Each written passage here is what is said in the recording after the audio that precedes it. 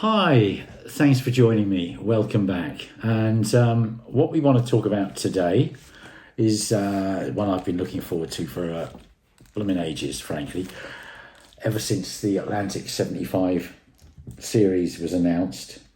Possibly my favourite Genesis album, although that varies from time to time.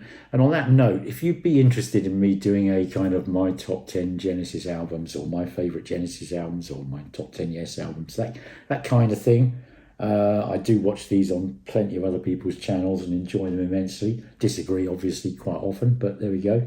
If you'd like to do that, do leave a comment if you'd like to see me do that. But anyway, here we are. The Lamb Lies Down on Broadway, Genesis. It was the last album that Peter Gabriel recorded with a band and was released in 1974. It's a double album, so in Analogue Productions Atlantic 75 guys, it's actually, I mean, look at that huge spine, and it shows it best if you show it that way, really. As you can see, it's a quadruple album.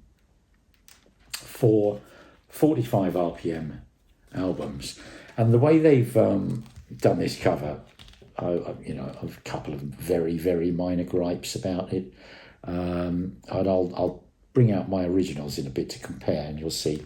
But the way they've done this is just, I mean, I love it, absolutely love it. I can't really think of anything else to say. So that's the shrink, which says it was pressed at QRP. More on that later. So here we've got the story, which is it's kind of a dreamlike kind of a fantasy, surreal kind of story, really. And Gabriel wrote this, and this is why this album really is a concept album, a story album. One of the greatest of the guys, I would be quite confident in saying. So this is very worth reading. And affected me massively as a teenager. And then in the next sort of swing of the gatefold, you've got the lyrics to sort of the original album, side 1 and side 2. Obviously side 1's 2, 3 and 4 of this album. And then in the next sort of gatefold opening, you've got the rest of the lyrics for sides 5, 6, 7 and 8 of this, or 3 and 4 of the original album, depending on how you want to look at it. And then the back cover. The first 2,000 of these are numbered, so I've got a number here, which is kind of cool. And yeah, there you go. That's the album. And I'll just show you one of the LPs. They come in these very nice QRP inner sleeves, which, to read what it says here, non-scratching, plasticizer protective, anti-static, archival quality. Basically very nice.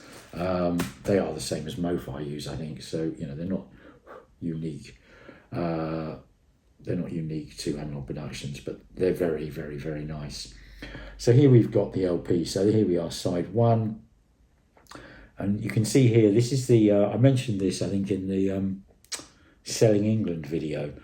But this is what they call the Small Hatter logo label. And you can see the Mad Hatter's hand and bow tie are well away from the spindle hole. On the Large Hatter logo, his fingertips and the bow tie just touch the spindle hole, and that's the way of telling those apart. And the Large Hatter label was the original label in the UK for Nursery Crime and Foxtrot Nursery Crime, Foxtrot, Selling England by the Pound, and Genesis Live. The Small Hatter logo, like this, was the original label for The Lamb, Trick of the Tail, Wind and Wuthering, and then there were 3. And anyway, that's side 1, and on side 2, as you can see, you've got a sort of a special Lamb Lies Down on Broadway style label.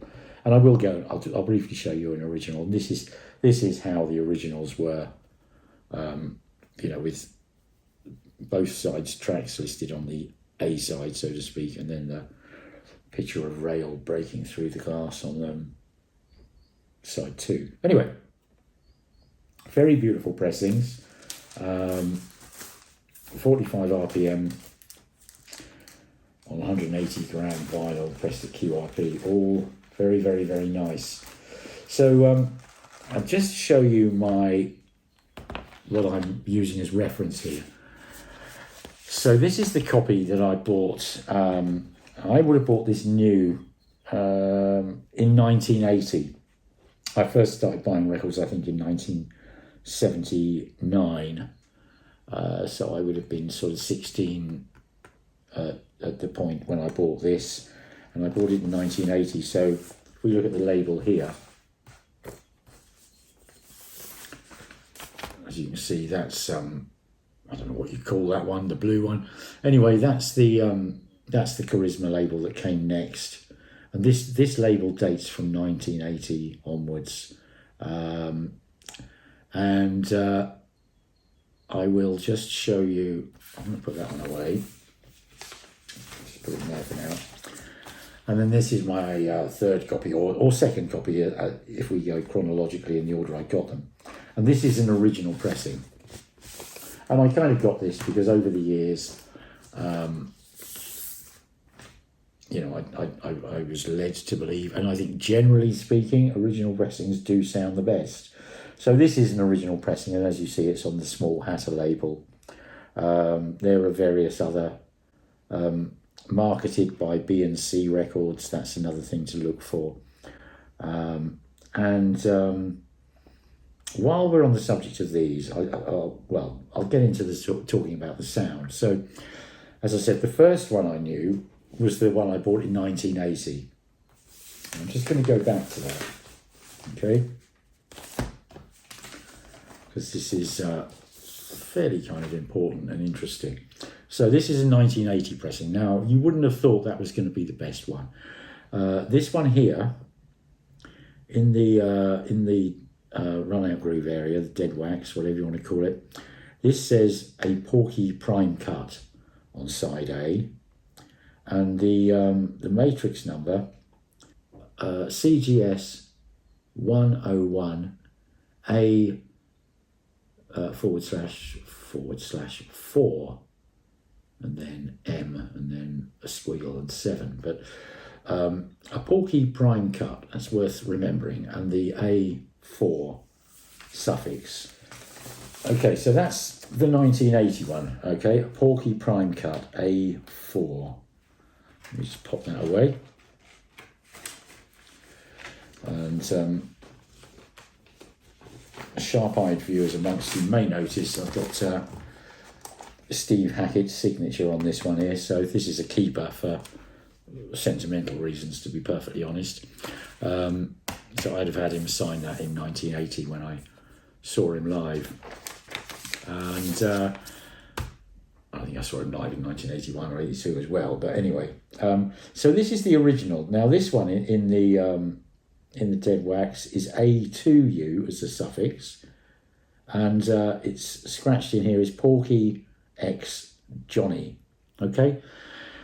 Now I'm going to just talk about that because this is quite interesting. So in my record cleaning reviews, you may remember I mentioned I had one record which was sort of like, I just had a feeling there was more in there than I was getting out, and it was actually this, because I'd already got this one, you know, brand new 1980 pressing, and then I bought this and I gave it, you know, clean, and something just didn't sound quite right. So I took it up to my friend Ivan's and cleaned it on his sort of homemade record ultrasonic machine, which was actually a Kuzma topper on a generic tank, and it definitely improved it. It really did remove a layer, and that was where I first became aware that ultrasonic cleaning could do things that chemical and vacuum cleaning couldn't. But that's not the end of the story. So having done all that, what really became apparent to this one is that there's a hum. There's a background hum on it, probably a mains hum. It sounds about 50 hertz.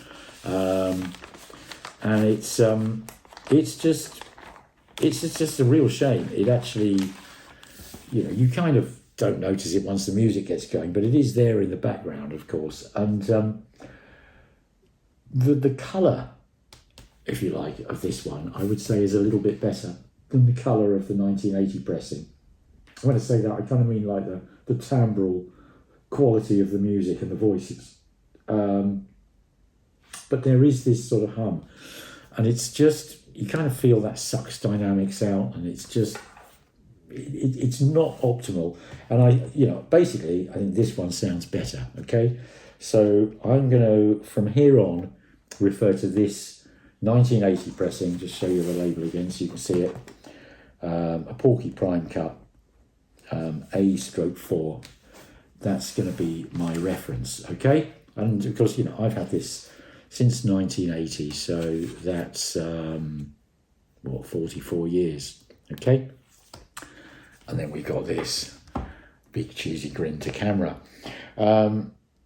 So how does this sound? Well, you put it on, and for starters, there isn't that hum, so that's a good thing. We can forget that. If there had been that hum there, that would have been just game over, basically. But it's the hum isn't there. So we start off, and of course you've got that beautiful piano sort of going on, and at the beginning of The Lamb Lies Down, the title track. And what's really apparent is this one is just it's more open. There's more space in the soundstage. There's more depth. There's more space and separation and clarity left to right. In terms of an absolute sort of tonal colour, in the absolute tonal colour way, maybe the very original with a horrible hum is the best. There's just very, very vaguest areas of this where it maybe sounds a little bit thin or scooped or this, that, the other.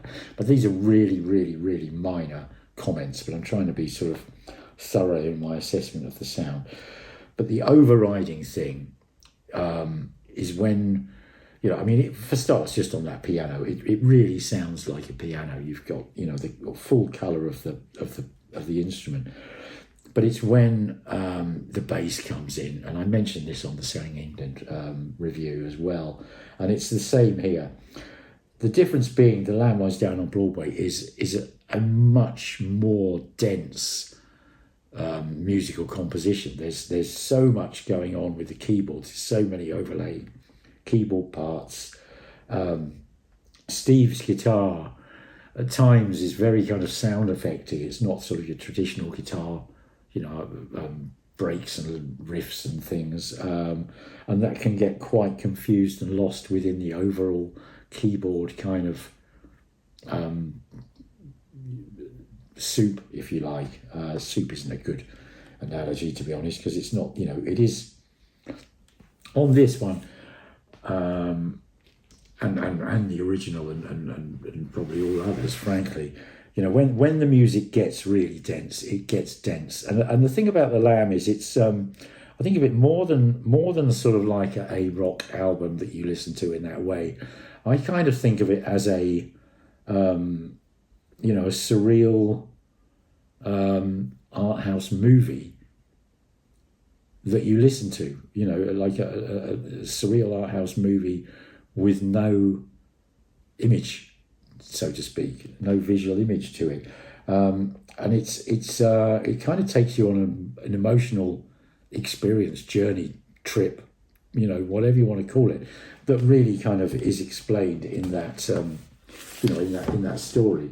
And if I just I showed you how the new one is presented. So with the original album, that's the story there. You can't miss it. And as a 16-year-old boy, I devoured that and didn't know what the hell it was talking about, but it massively kind of, excited and inspired me, if you like. And again, just to finish off on this, the lyrics on the original are on the inner sleeves, okay? So it's you've got to think of this as a sort of a movie for the ears, almost. And in that respect, when it gets dense, it's not, I wouldn't say this is a a poor production or a fault of the arrangement or the composition or anything of the sort. It's just generating immense sort of landscapes, passion, power, feelings, and contrasts. I mean, the contrasts on here are just beyond description. You talk about the light and shade in composition and things. I mean, when we go from The Lamb Lies Down on Broadway, it's as I say, you've got this sort of tinkling piano at the start, and then it goes into early morning Manhattan, ocean winds blow on the land. So Gabriel's playing the role, if you like, in the movie of a Puerto Rican New Yorker, and he's kind of hard, aggressive, if you like, a bit desperate, and that's the song. That's how this comes out, with sort of aggression and power and anger and energy, and then you go into Fly on a Windshield, and it's just the. I perceive this as being at night, but it's the space and the quiet and the airiness of the production, if you like,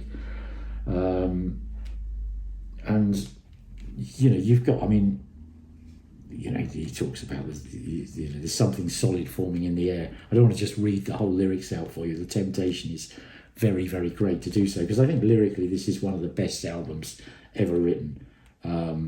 Just full stop. It's stunning. But the dust settles on my skin, making a crust I cannot move in, and I'm hovering like a fly, waiting for the windshield on the freeway. And then the music, just with bass pedals, organ, just drums, everything. It's mind blowing. And then, I'm trying to get myself off the temptation to just read the lyrics out, but we go into Broadway Melody of 74. And it's just, there's an amazing, I can't quite explain how beautiful I think this song is, and witty and wonderfully written. And there's an interesting thing, the Broadway Melody of 74. I reckon maybe 20 or 30 years even after I first heard this album, I was listening to some 78s. I was going through some 78s. I've got quite a good collection of 78s. I really love that kind of old music.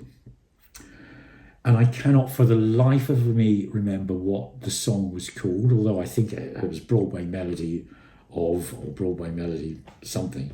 And I can't remember the artist who was performing it. But it's...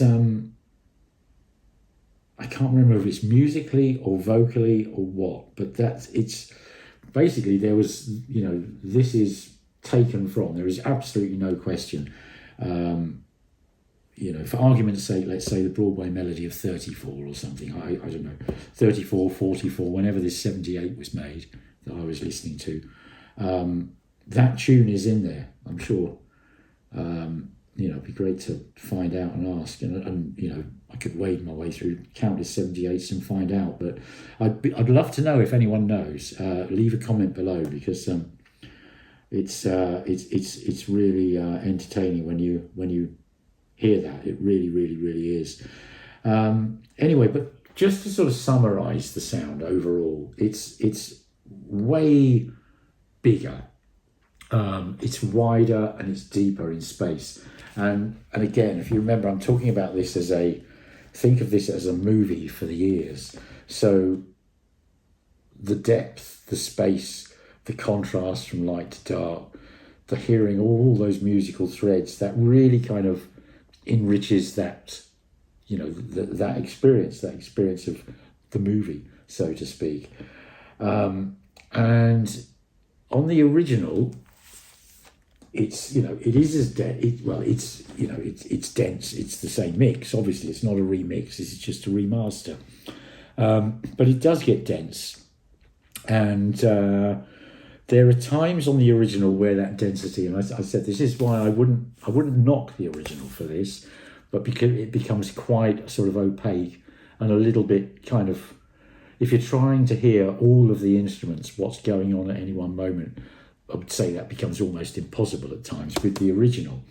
With this, that's very, very, very much more kind of opened up and revealed, and you can kind of look and listen far more closely into that. It's far, far, far more easy to hear what Steve Hackett's doing on guitar, for instance. The bass of Mike Rutherford, again, I mean, there's an awful lot of bass pedal, which is just really, massive, seismic, subterranean kind of bass. But on this, it less swamps out everything over the top. It really doesn't, which it kind of, again, it tends to some degree on the original. So in, sort of musically, it is sort of opened up. It's expanded out. It's less compressed. It is expanded out. And you can hear more into all those threads and all those details. And it being such a dense album, that's very, if you already know the album and are very familiar with it, you'll put this on and you'll just be hooked. You'll be glued to it from side 1 through to side 8. You'll just be like, wow, really listening through that very, very, very much. Now, the interesting thing is when you go back from this to the original, there's an interesting thing because, of course, the original is more compressed. Now, there are elements to that which, in a way, make it sound more palatable, more impressive, in a way. And this is the thing about compression, and I talk about this quite a lot. And I used to follow the audiophile party line, if you like. Oh, compression's bad, man. Okay, you don't want compression. No. And then I met some recording engineers and producers and musicians, and I realised that actually compression is quite the opposite. It's only bad if it's overused or used inappropriately. And, to get this onto a 33 RPM record on 2 discs rather than 4, you have to use a bit of compression, I would suggest. And they use it really, really, really well. So there's sort of aspects that just make the original sound a little bit more upfront and a little bit more kind of driven. In a way, okay? In a way. But this, it's sort of 50-50, but I'll come back to that. Maybe 30-70, if you like. So I'd say 30% in favour of that, 70% in favour of this, because this does open it all up. So, but there are just the odd occasions where you sort of think, kind of would have given a little bit more compression, or it's actually just hasn't quite got the drama that I would have hoped. But that's, that it really is a sort of a swings and roundabouts kind of thing. But without a shout, on balance, I mean, I can tell you since I've had this, I must have played it through half a dozen times already, and just absolutely, got, earworms of pretty much every single track on it. And also one of the interesting things is, if I go through the original album, the tracks that stand out to me, excuse me, I just have a sweet of coffee. The tracks that stand out, my favourites, which I would say has been the case for 44 years. The Lamb Lies Down on Broadway, Fly in a Windshield, Broadway Melody of 74, In the Cage, Back in NYC, Carpet Crawlers, The Waiting Room, The Light Dies Down on Broadway. That's probably it as far as favourites. It doesn't mean to say the other tracks I didn't like, but they were kind of, they were sort of, they sort of segued in between my favourites, if you like. Playing this new Atlantic 75 Analogue Productions version, you can just hear, because you can just hear more of what's going on, you can hear more of the arrangement, more of all the, Tony Banks is playing 3 or 4 different parts at times, and you got Steve Hackett playing parts which sort of on the I nearly said on the stereo version, on the original version, a sort of really just kind of almost added tonal colour, icing on the cake of the keyboard or something. And the bass is very weighty on the original, but it's not super defined. And again, I mentioned this on the Selling England. I mean, there's a lot more heavy bass on this. This is a heavy album for Genesis. I'm sure this is the heaviest album they've done. But you've got this phenomenal, kind of bass pedal, like organ bass, if you like, stuff going on. But on top of that, you've got this really growly, grumbly kind of, string bass, electric bass, guitar playing going on. And there's a lot more kind of texture in that. The drums sound phenomenal on here, but, they don't... If they sound sort of 9 out of 10 on here, they probably sound 8 out of 10 on here. So, it's better, but it's not... it doesn't make this unlistenable. I keep picking up the original one, but what I'm really referring to is the 1980 one. But yeah, playing this all the way through, I mean,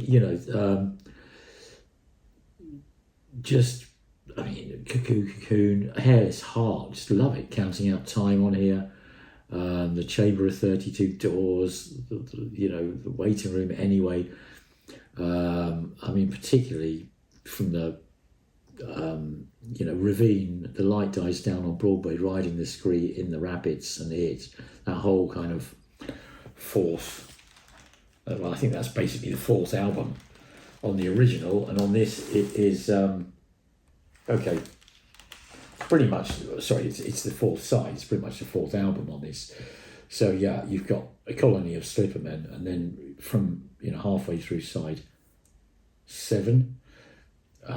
Ravine, The Light Dies Down, Riding the Scree, In the Rapids. It's just, almost in tears, basically listening. It's so moving. It's so utterly kind of captivating, involving, and takes you into that movie. It's kind of, it really is an experience that's like watching a movie.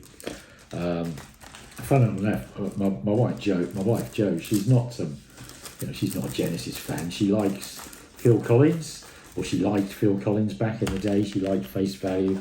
She liked Hello, I Must Be Going. She wasn't really a Genesis fan, and I've kind of been bombarding her with Genesis. And I think she sort of was, moderately interested. But this one, I think, has she sat down and we listened to the whole of this, all 8 sides, one after another. And she was so sucked into it and moved by it that at her request, we then found some, has it got any video stuff? So I looked up and I found the, I think it's 1973 footage, possibly from the Rainbow Theatre or Shepperton Studios, can't remember, online, sort of video material of Gabriel era Genesis singing Watch With the Skies, musical box, stuff like that. And then we watched I think it's 2014 or 2016, sort of when they got together, reformed to play music, they reformed to do an interview, which is very interesting. And again, that's on YouTube somewhere. I think there's 4 episodes of it. But yeah, she was like, hooked. And I can't say how delighted that has made me. But it is a really, really, really stunning thing. And yeah, I would say it's by a good margin the best sounding version of The Lamb Lies Down on Broadway that's been released to date. And I'm sure more than likely the best version that's ever likely to be released.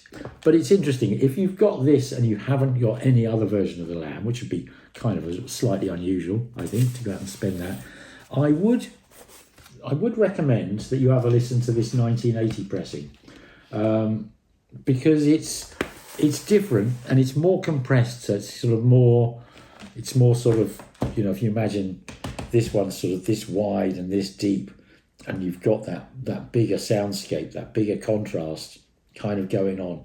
Because the other one's sort of more compressed in, it is, it's very enjoyable in its own way. You know, this doesn't absolutely dump on it. As I say, I think if we have got the right one here, the 1980 cut. So, you know, I'd say if we give this, well, for argument's sake, we'll give this 10 out of 10, then I'm going to have to give that 8. So it's not, you know, it's not an absolute altogether, I'll never listen to this one again type of situation. But to be honest, if I was going to only have one copy, there's no question it would be this. And frankly, I think after getting that, I'm probably going to sell my original because, you know, it's got that hum. I don't need it anymore. And if I hadn't had this signed in person by Steve, I'd probably get rid of that too, because, you know, without that signature, it's not particularly valuable record. It's got sentimental value to me. That's the main thing. So that's really it. It's just absolutely stunning. It probably is my favourite Genesis album. I think it's probably the most complex. It's probably the heaviest. It is just quite incredible. Just absolutely love it. And the way this is presented in this sort of four-leaved gatefold, it just is an absolute joy. I did mention earlier on, I was just going to mention a couple of things about the cover. So, okay, I've got 2 copies, and they've been filed away on my record rack for 40 plus years. Now, I would never take note of the spine because they get sun bleached, but I don't, you know, you can see these, there's a yellowy tint to the white, whereas this is very much a bright white, brilliant white, if you like. These could have yellowed over time. I wouldn't like to say, I don't think there's really any way of absolutely telling that. But if we go to the blacks, for instance, and you look at the, you know, the contrasts, I think both instances here, I think the blacks aren't quite, you know, they're just a little bit grey and a little bit mottled compared with the originals. It's a tiny thing, you know, and it's, you know, at the end of the day, it's only a visual thing to do with the cover, same as the stark whiteness wouldn't put me off it. And I've already said I absolutely love this cover, I really do. So, you know, I'm pointing out the tiniest little quibbles here just to, you know, because I want to talk about everything I can think of, frankly. And then the only other thing, again, as you can see here, maybe you can see here, but the blue and the green in here is quite different. And again, it's a bit more bleached out in this. So I just think, you know, the cover, I would have, I think, you know, I'll give it 9 out of 10 rather than 10 out of 10. Anything else to say about it, really? I don't know. I don't think so. It really is an incredible album. I mean, I've got a very good friend of mine who's a massive Genesis fan, but just never really got into the Lamb.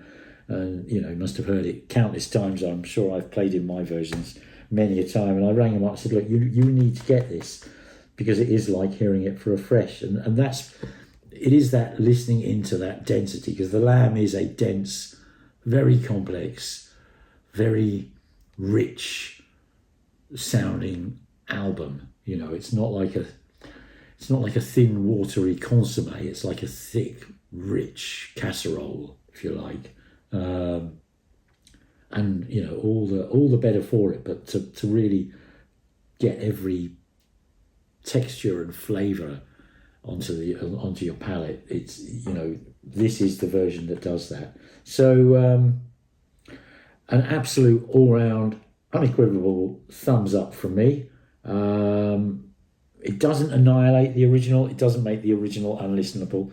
And again, I'll just point out, I'm not talking about the original, I'm talking about the 1980s pressing I've got without the hum. Okay, so on that note, I'll say thanks for watching, and look forward to seeing you all again soon. Okay, bye for now. Bye.